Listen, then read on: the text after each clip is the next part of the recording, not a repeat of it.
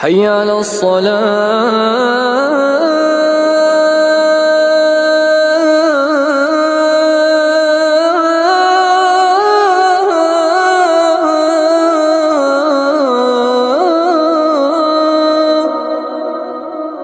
حي على الصلاة. Assalamualaikum warahmatullahi wabarakatuh. Bismillah walhamdulillah wassalatu wassalamu ala rasulillah Sayyidina Muhammad ibn Abdullah wa ala alihi wa ashabihi wa man nasarahu wa walah wa la hawla wa la quwwata illa billah. Amma ba'du, ma'asyiral muslimin, ma'asyiral muslimat, Bapak Ibu jamaah salat maghrib musalla Nurul Falah rahimakumullah. Puji dan syukur sama-sama kita haturkan kehadirat Allah Subhanahu wa taala. Alhamdulillah malam hari ini kita dapat meringankan langkah kita memenuhi panggilan Allah Subhanahu wa taala salat maghrib.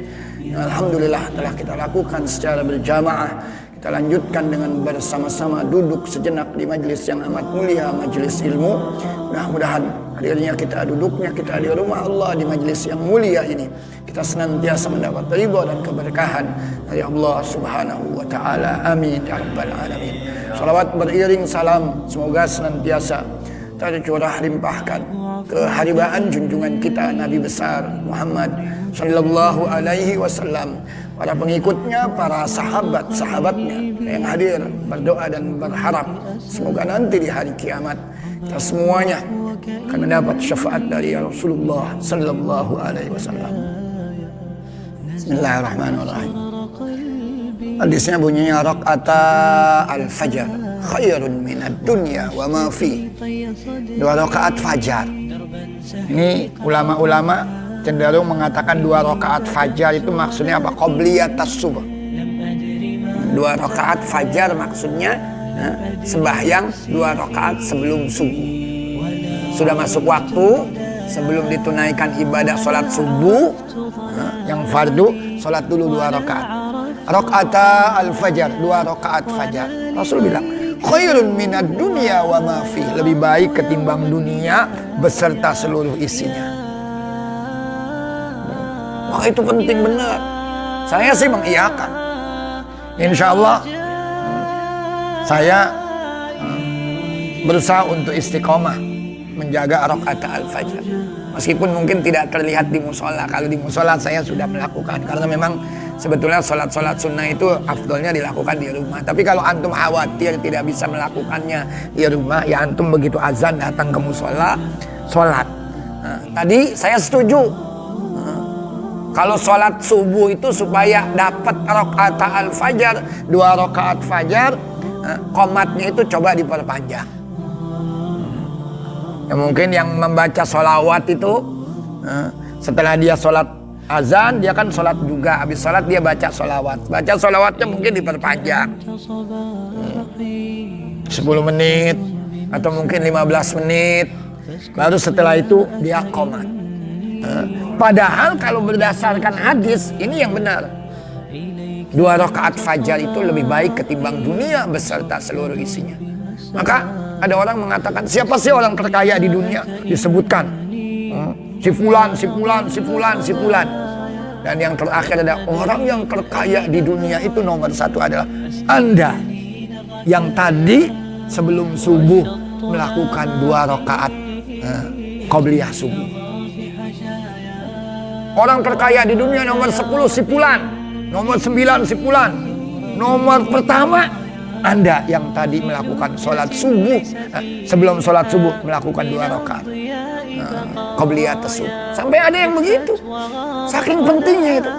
Maka betul tadi, kalau imamnya, kalau mukimnya sudah qomat, Allahu Akbar, Allahu Akbar, sudah jangan maksakan lagi qobliyah subuh. Kapan qobliyah subuhnya itu bisa dilakukan? Ntar setelah sholat subuh masih boleh, tapi itu ada pengecualian. Pengecualian siapa? Yang terbiasa untuk melakukan qobliyatus subuh.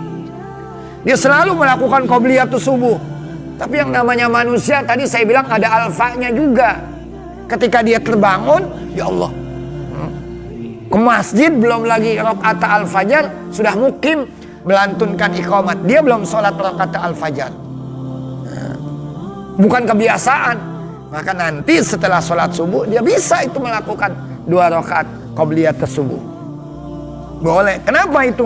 Saking pentingnya 2 rakaat fajar, 2 rakaat qobliyah subuh. Sholli sunatan qabla subhi rakaat ini itu kan sholat qobliyah. Tapi karena ada ulama yang mengatakan karena waktunya kan sudah lewat, sholli sunatan qabla subhi rakaat qadaan. Ada yang menambahkan dengan qadaan. Tapi ada juga yang mengatakan nggak perlu pakai qadaan. Itu jadi saya mengiyakan pentingnya 2 rakaat sebelum fajar. Maka sekali lagi dijaga ini, dan ini dijaga. Ini juga termasuk sholat yang paling afdol itu kan sholat subuh, Pak. Jadi malaikat itu ada aplusannya juga. Yang tugas malam aplusan dengan yang tugas siang. Tapi begitu aplusan tuh ketemu. Iya, ini ada hadisnya ini. Yang udah malam nih begitu mau Pak Toro, aplusan malam, udah mau datang yang pagi, ketemu dulu. Kan serah terima tuh. 2 malaikat yang aplusan tadi malam dengan yang mau masuk jaga siang, aplusan dia. Ketemu dia. Yajtami'una fi sholatil fajar. Di waktu sholat fajar. Lalu nanti ngadu dia kepada Allah Subhanahu wa taala. Ngadunya gimana? Kaifa taraktum ibadi?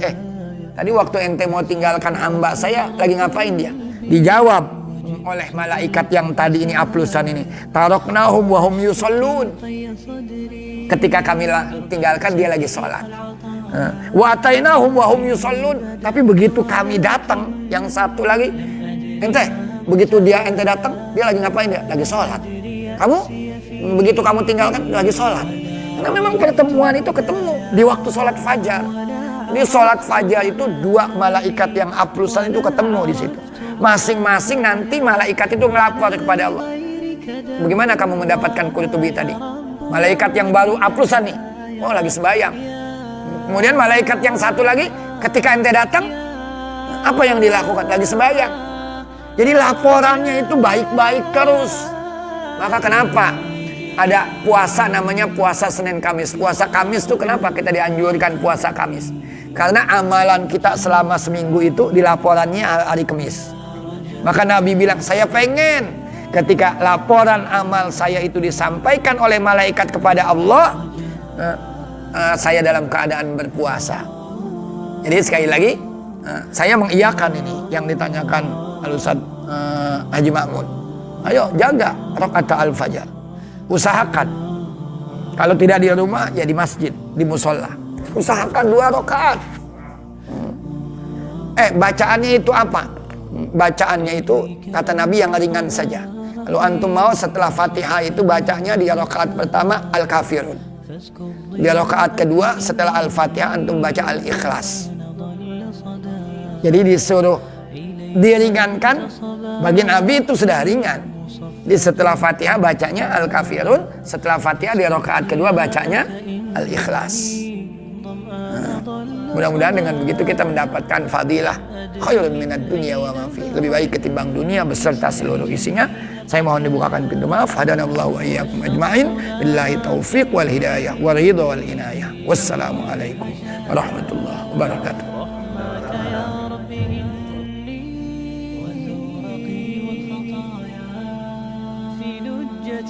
ليس فيها من الضياء بقايا جفت وغاضت ولكن ما زلت أزجي رجايا